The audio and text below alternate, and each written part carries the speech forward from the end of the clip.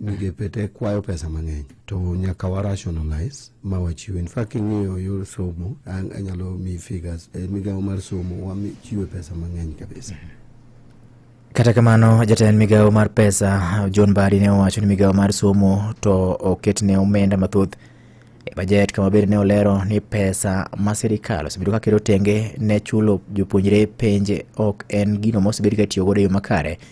Gino bende osingo ne jonyuol ni bedo ni obwaso omenda ma itiyo godo e chulo ne jopuonjre weche mag penj ok onyiso ni sirikal ok bi chulo ne jopuonjre penj madongo kata national exams. In fact, Ministry of Education alone is 701 billion, which is 28% of budget marwa. But specifically wach mar penj. Pesa ma wachulo ne nyithindo mar penj clearly nitie abuse, ok otiyo yo makare.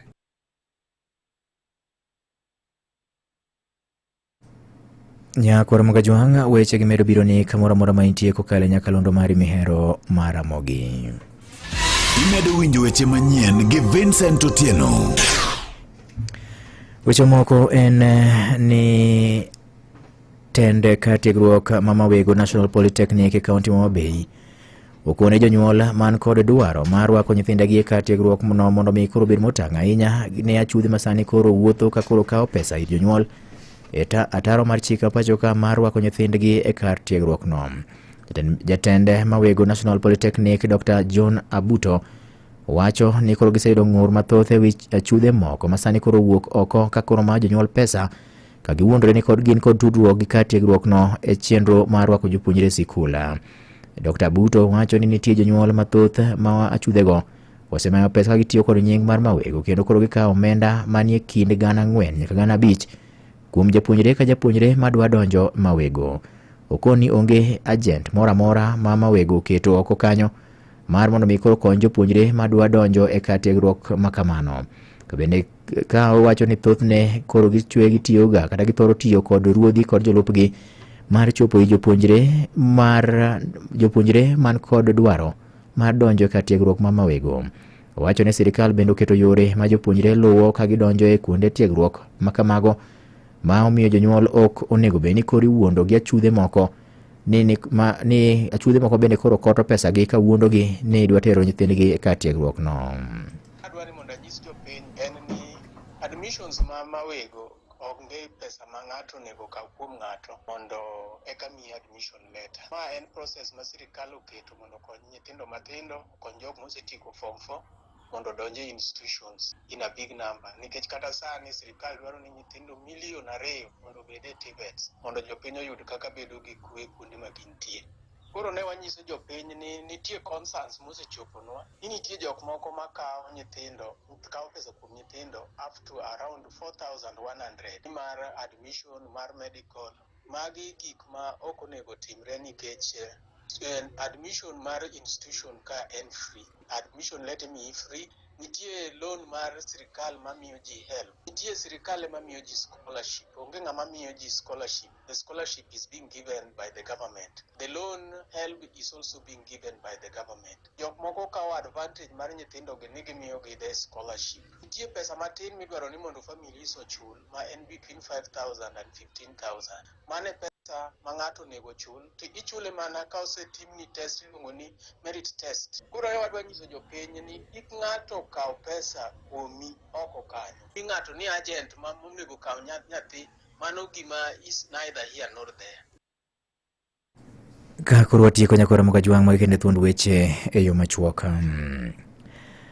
Japuonjre moro ma nyako ma jaklas 11 kata form 3 nyochuo gi pala gi jago moro ma gin godo ng'iyo mar osiep ma owito ngimane e gweng' ma Alando ma yudore e Kibwer sublocation Suba South Sub-County e kaunti ma Homa Bay.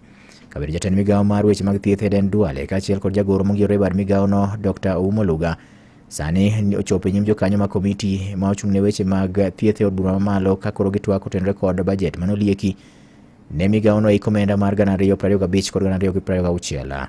Ka obila e kaunti ma Kisumu bende odino chich moro ma osebedo ka olal ka ochakore dwe mar achiel mar higani bang' ka ne onego dichuo moro kata ne onego nyawadgi moro ka gilaro weche mag othiwi ma ong'ere gi dho ngere ni wheelbarrow e kar chung' od bura ma Kisumu East e kaunti ma Kisumu.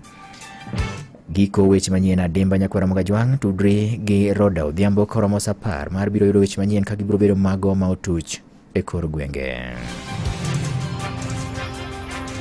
Mago ne weche manyien gi Vincent Otieno.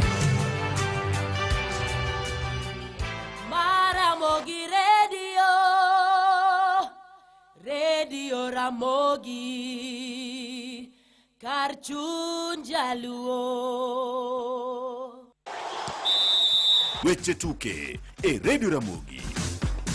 E weche mag tuke ni jaloyo mar klab mar Bungoma Queens Catherine Haemba wacho no geto bedo jaloyo maberie moloyo season ni e lig mar jok mamine e seche gi ekimodong' mana tugo achiel kende to lig nero rumo. Haemba wacho ni en gi yie nobiro loyo gonde 3 e tugo margi mogik e kindgi kod Bunyore Starlets. Matumaini yangu tu ni kuwin hiyo game na mabao kama 3 hivi, at least hat-trick itanisaidia ama 2. On my side I think nilikuwa na injury, so recovering will take time, na venye nimepick up unaona nimepunguza hiyo gap. Haiko mbali sana. My aim is to win that game with at least 2 goals or more. First league niliwafunga bao 2. As a team tumeprepare well na bado tuna prepare. Tukienda huko our aim ni to win with at least 3 or 4 goals. Kara kamano Haemba wacho ni lig ma season ni obedo matek mokalo kendo gachied nade komedo wacho ni jaloyo mabro loyo jowetene nyalo mana loyo namba 2 gi gol achiel kende. Me I think for this season competition iko juu.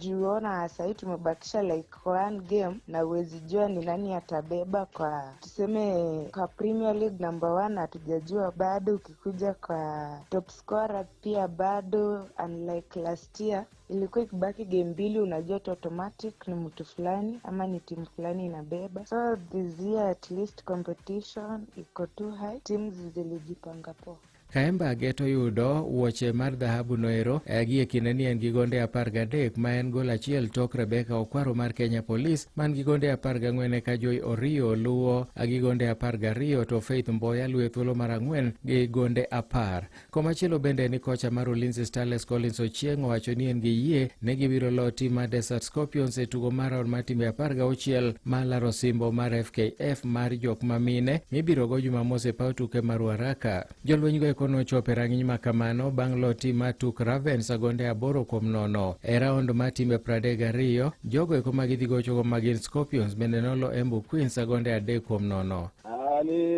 Tulivuka daraja la kwanza ambayo ilikuwa round of 32, so tumeenda round of 16 ambayo venye mnaendelea kucheza ndio inakuwa magumu zaidi. Tumejiandaa vile nafaa. Kitu venye mimi nafahamu ni ya kwamba ni timu ambayo imefika raundi ya 16 na haijabahatisha, na the moment timu imefika hapo, kitu ya muhimu ni ya kwamba lazima utackle kama yote nyingine. Ile ufahamu niko nayo ni ya kwamba ni timu ambayo tunacheza nayo imefika raundi ya 16, timu ambayo inafaa kuwa hapo, si ati imebahatisha. Sema heshima tunapeana wengine, tutapea pia.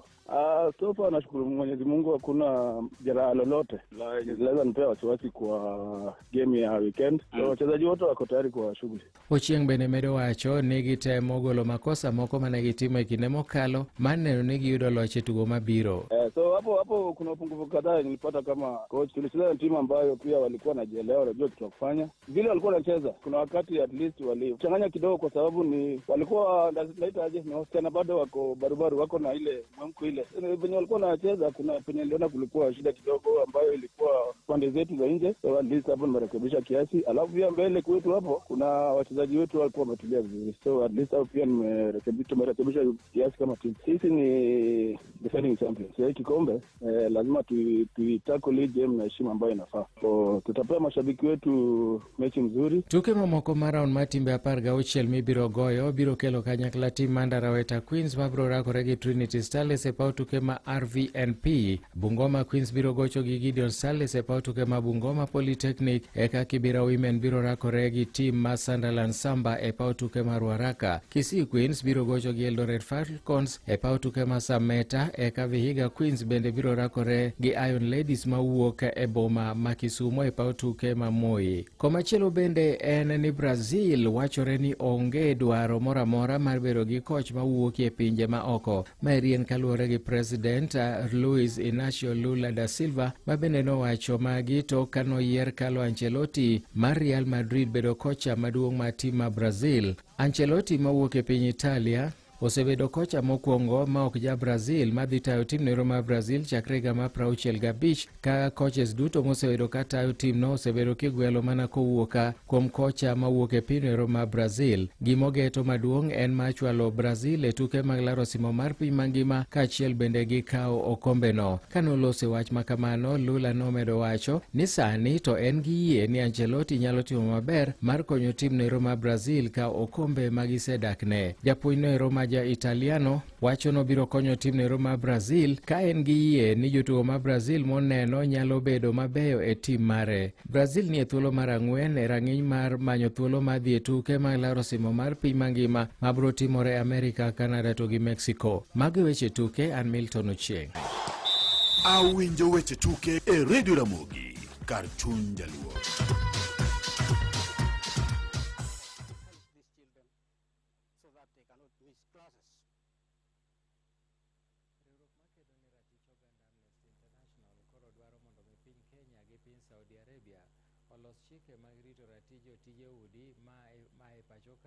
Kadhi tiyo e piny ma Saudi Arabia.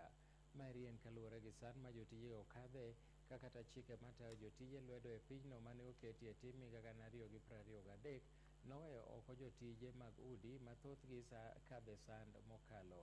Lydia Okeyo nigi ler Maramogi Radio Ramogi kar chuny jaluo.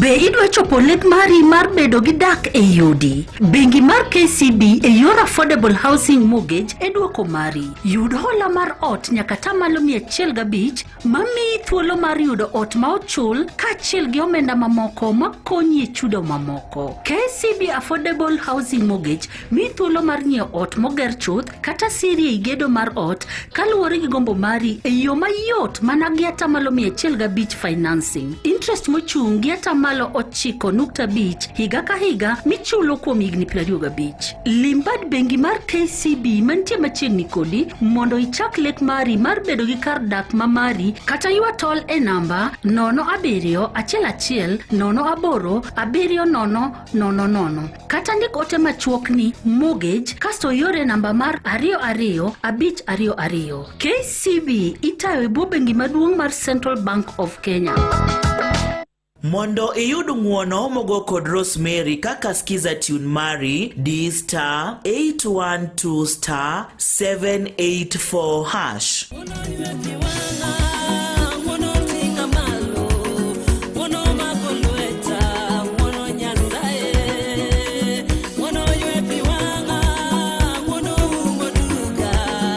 Mondo iyud ng'uono mogo kod Rosemary kaka skiza tune mari D*812*784#.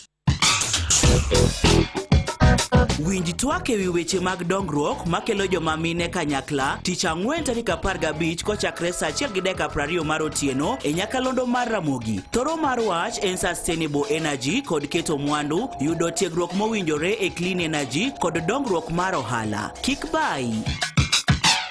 Be mtoki dwaro daktari manyalo geno kuome? E Auto Express wan e duoko mari. Kowuok kuom tiles mag mtoka nyaka batteries, loko oil mag mtoka e kind chenro mamoko. Auto Express e duka kende ma nyalo yudo duoko duto mag mtoki. Obed loso mtoka ma itimo piyo kata ma ing'iyo duto. Visit Auto Express, your trusted car doctor today.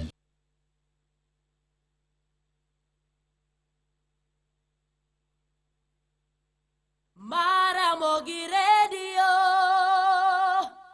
Radio Ramogi kar chuny jaluo. Maramogi Radio Ramogi kar chuny jaluo.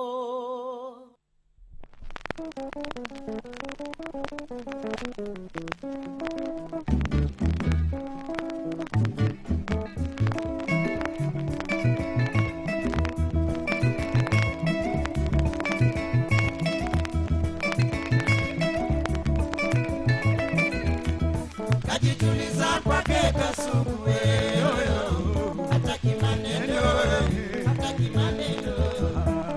anachopata kinamtosha.